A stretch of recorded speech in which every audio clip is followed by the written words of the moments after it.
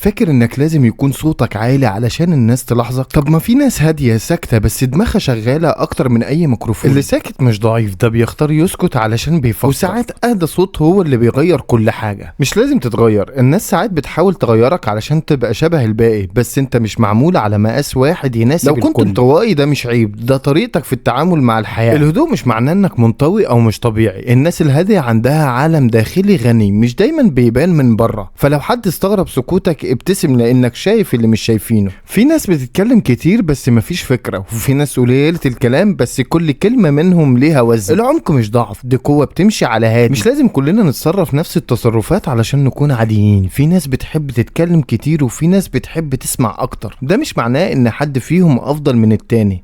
الطريقة اللي بتريحك في التعامل مع العالم هي الصح. مش كل الناس بتستمد طاقتها من الاجتماعات والزيارات الكتير. في ناس بتشحن نفسها لما تقعد لوحدها شوية. فبالتالي العزلة مش هروب، دي مساحة للراحة وإعادة التوازن. الانطواء بيحتاج الهدوء علشان وجودك لوحدك أوقات هو اللي بيخليك تكمل بقوة بعدين. في فرق كبير بين إنك تكون ساكت وبين إنك تكون خايف.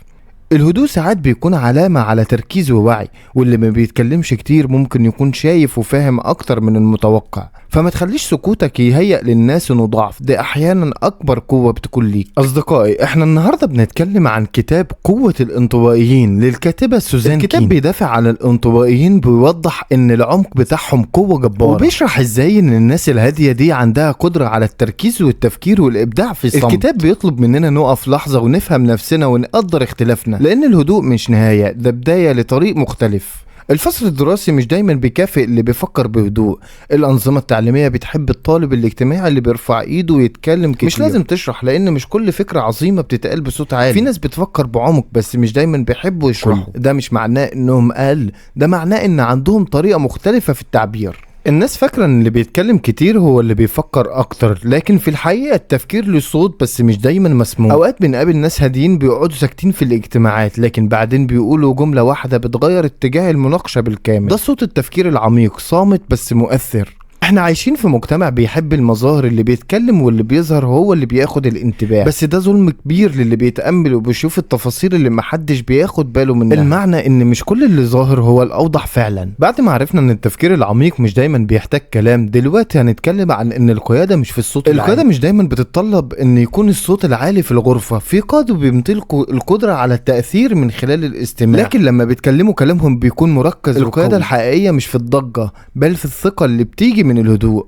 اوقات الاستماع هو اهم جزء من العمل الجماعي. مش لازم دايما تتكلم علشان تكون جزء من المناقشه. الانطوائيين بيفهموا الكلام الغير منطوق، وده بيخليهم افضل مستمعين. في عالم مليء بالكلام، الاستماع بيصبح من انظر المهارات واقوى تاثير، واوقات ممكن تكون مؤثر جدا من غير ما تكون صاخب. الناس بتتاثر بالافعال اكتر من الكلام، وبالهدوء اكتر من الضجه. اصدقائي، احنا لسه مكملين مع كتاب قوه الانطوائيين. الكتاب مش هدفه انك تكون انطوائي، لكن هو بيعلمك ازاي تستفيد من خصائص الانطوائيين في حياتك. بيورينا ان القوة الحقيقية مش دايما في التفاعل الصاخب، لكن في العمق والهدوء والقدرة على التفكير العميق. ودلوقتي هنشوف ان ازاي الهدوء ممكن يفيدك في اختيار الفرص اللي بتناسبك بعيدة عن الزحمة والصخب. سوزان كين بتأكد في الكتاب ان الانطوائيين مش مضطرين يكونوا في الزحمة علشان يحققوا النجاح. الهدوء بيسمح ليهم بتصفية الافكار والتفكير بعمق، يعني مش كل الفرص بتظهر وسط الصخب. الحياة مش كل تفاصيلها في الحفلات او الاماكن المزدحمة. الكاتبة بتشرح ان مش كل فرصة بتتطلب ضجة كبيرة او تركيز على الصوت العالي. اوقات الفرص الحقيقية بتكون في الاماكن الهادية او في اللحظات اللي بنكون فيها مع نفسنا. التفكير بعمق ممكن يفتح ابواب لفرص اكبر. قوتك في مساحتك، بمعنى ان قوتك مش في التفاعل المستمر مع كل شيء، لكن في قدرتك على اختيار مساحتك. سوزان كين بتقول ان الانطوائيين بيقدروا ينجحوا لما ياخدوا وقت لانفسهم ويفكروا في بيئة هادية. القوة الحقيقية في انك تكون في المكان اللي يناسبك، بتتكلم عن وانك تدي لنفسك الوقت والمساحة للتحليل والتخطيط بعيدة عن اي ضغوط. دلوقتي هنركز على حاجة تانية مهمة، قدرتك على ملاحظة التفاصيل الصغيرة اللي ممكن تغير طريقة تفكيرك. الكاتبة بتوضح في الكتاب ان الانطوائيين عندهم قدرة قوية على ملاحظة التفاصيل الصغيرة اللي ممكن تكون غير مرئية للآخرين. التفاصيل دي هي اللي بتكمل الصورة الكبيرة وبتساعدهم على فهم الناس. سوزان كين بتقول ان الانطوائيين مش بس بيلاحظوا، لكنهم بيستخدموا الملاحظات كأداة لفهم فهم الاشياء بشكل اعمق. الملاحظة مش مجرد قدرة، هي مهارة قوية بتمكنهم من اكتشاف الاشياء المخفية في المواقف اليومية، مش بس في قدرتهم على رؤية الاشياء. في الكتاب سوزان كين بتأكد ان عالم الانطوائيين العين هي اللي بتقود اولا. عيونهم دايما تسبق الكلمات في اكتشاف الحقائق، بتكون عندهم نظرة ثاقبة للناس والظروف، وده اللي بيساهم في اتخاذ قرارات اكثر حكمة. وبعد ما اكتشفنا قوة الملاحظة، خلينا نرجع لأهم نقطة: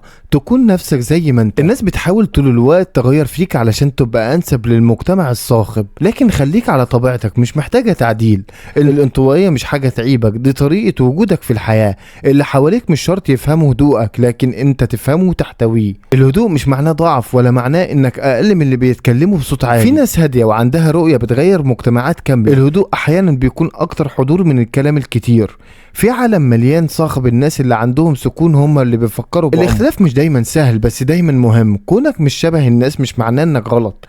الكتاب بيقولك الاختلاف مش حاجة تخجل منها، ده سلاحك. كل ما كنت مختلف كل ما كان ليك أثر خاص في العالم. سوزان كين بتأكد ان العلاقات بالنسبة لنا مش سباق. الانطواء مش بيجمع الناس، هو بيختار القريبين منه بعناية. العلاقة الواحدة العميقة اغنى من 10 علاقات سطحية. الانطوائيين بطبعهم بيدوروا على تواصل حقيقي، مش مجرد كلام. المحادثات العميقة هي لغتهم. الواحد منهم ممكن يفتح قلبه لشخصين بس بصدق وعمق. القرب مش بالساعات اللي بنتكلم فيها ولا بكتر الحكي. القرب الحقيقي بيتبني في لحظات الصمت المتبادل. الانطوائي ممكن يشاركك لحظة سكوت وتكون أصدق من 100 كلمة. مش لازم أتكلم علشان أكون موجود، مش لازم يبقى حواليك دايما ناس كتير علشان تحس إنك محبوب. أنا شخصيا شفت ناس اتغيرت حياتهم من شخص واحد بس فهمهم. الانطوائي بيكتفي بالقليل، بس لازم يكون صادق.